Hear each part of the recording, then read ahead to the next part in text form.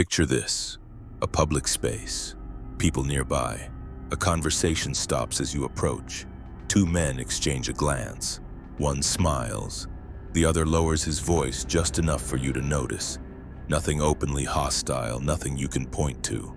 And yet, something tightens in your chest. This is how disrespect usually arrives. Quietly, indirectly. Most men react internally before anything is said. They begin rehearsing responses, defenses, explanation. Marcus Aurelius once wrote that we are disturbed not by events, but by our judgments about them.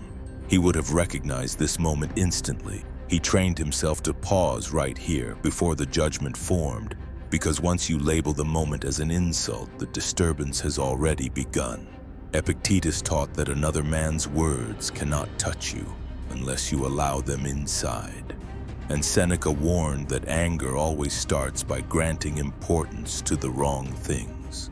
In this moment, the Stoic does nothing, not because he is weak, but because he understands something fundamental. The insult has not happened yet, only the invitation has. Disrespect does not arrive as an attack, it arrives as an invitation to react, to explain, to defend your position in a room where no explanation was ever required. Most men accept this invitation instantly. They feel the shift in the air and rush to fill the silence. A comment, a look, a sentence meant to reassert status. But Epictetus warned that the moment you feel compelled to respond, you are already under someone else's control. In ancient Rome, experienced men knew this well. In the Forum, insults were rarely direct. They were subtle, theatrical, designed to provoke a public reaction. The Stoic response was not clever speech. It was restraint. By refusing the invitation, you deny the other man the stage he was trying to build. The silence that follows is not empty. It is heavy. It forces the instigator to stand alone with his intent exposed. And in that silence, the balance of power begins to shift. Seneca once observed that no man is harmed unless he believes he has been harmed. Words by themselves are weightless. They carry no force, no authority, no permanence. Yet the same sentence can ruin one man's day and leave another completely untouched. The difference is not in the words, it is in the meaning assigned to them. Disrespect works only when you internalize it, when you decide that another man's opinion deserves a seat in your mind. The Stoics trained themselves to interrupt this process. They did not ask, "Why would he say that?" They asked, "Why would I care?" In Rome, men who survived politics understood this instinctively. Public judgment was constant, so was gossip. Those who reacted burned out quickly. Those who remained inwardly detached endured. When you stop feeding words with attention, they dissolve. Not because you fought them, but because you refuse to believe in them. Disrespect is never just emotional, it is social. It happens in front of others for a reason. In every group, there is an unspoken hierarchy. It is not declared, it is observed, and the moment you react, your position becomes visible. The man who reacts explains himself. The man who explains himself seeks approval, and the man who seeks approval has already stepped down a level. This is why the Stoics valued composure above wit. Marcus Aurelius ruled an empire, yet he reminded himself daily not to be dragged down by the behavior of lesser men. He understood that authority is not enforced through reaction. It is revealed through restraint. When you remain calm, you do not rise theatrically, you simply do not fall. And in environments where everyone is watching, that difference is noticed. Not immediately, but permanently. Calm feels wrong the first time you choose it. Not because it is wrong, but because it is unfamiliar. Most men are conditioned to believe that silence means surrender, that not responding means accepting defeat, that calm equals passivity. The Stoics knew this was an illusion. Seneca wrote that anger feels powerful only because it moves fast.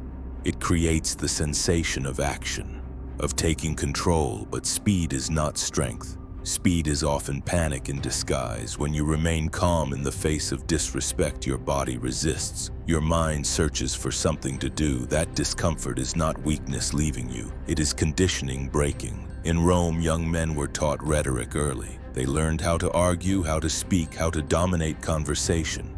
But the men who lasted, the ones who survived power, envy, and intrigue, learned when not to speak. Calm was not absence, it was restraint, and restraint, practiced long enough, becomes authority. One of the first things a Stoic learns is how little of the world belongs to him. You do not control what others say.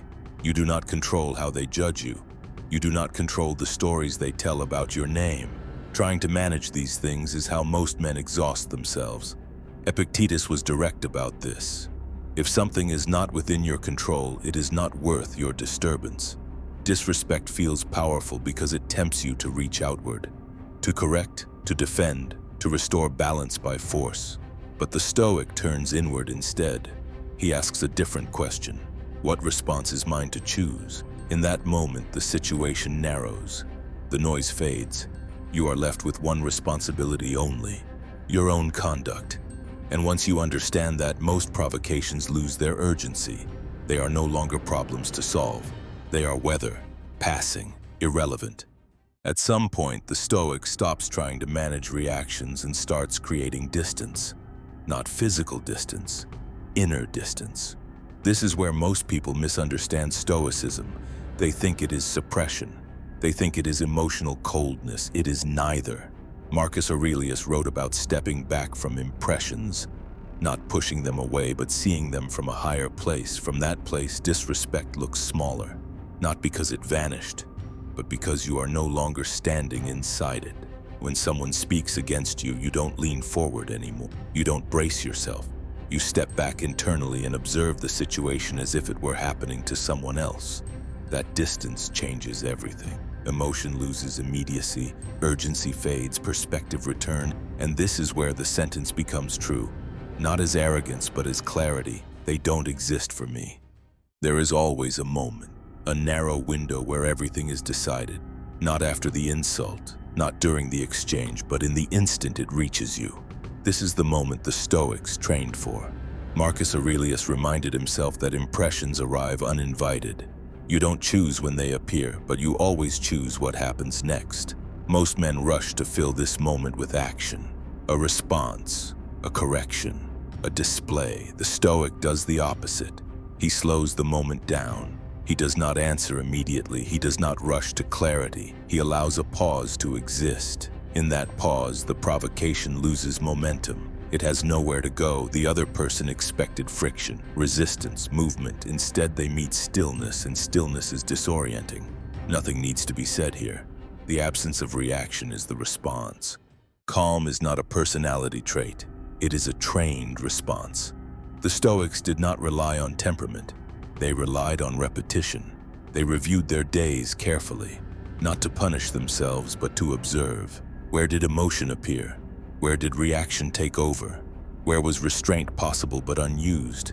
Seneca wrote about ending each day in quiet examination, replaying moments where the mind slipped and gently correcting course. This is how calm is built, not in the moment of provocation, but in reflection afterward. Each review sharpens awareness. Each interruption weakens the old habit. Over time, the mind learns something essential. Not every stimulus deserves a response. Not every judgment deserves belief. Calm becomes less effortful, more natural. Eventually, it stops feeling like restraint and starts feeling like freedom. At first, calm is something you choose deliberately. You notice the impulse, you restrain it, you correct yourself. But over time, something changes. People begin to sense it. They notice that you don't rise when provoked, that you don't explain yourself, that you don't compete for the last word, and slowly, without announcement, calm becomes your reputation. Not because you demanded respect, but because you stopped chasing it. In Rome, men who could not be provoked were considered dangerous, not loud, not intimidating, unpredictable. Because if a man cannot be moved emotionally, he cannot be steered. Others learn this quickly. They adjust how they speak around you. They test less, they perform less, and eventually they stop trying altogether. Authority doesn't arrive with noise. It arrives when people realize there is nothing they can pull you into. Disrespect will never disappear. There will always be noise, provocation, and men who test boundaries. The difference is not what they do. The difference is what reaches you. When you stop reacting, you stop being available. When you stop being available, control returns to where it belongs. Not to the crowd, not to opinion, not to impulse, to you. And if you want clear, practical methods for discipline, focus, and self-command, subscribe to Codex Standard. Raise your standard. Live by the code.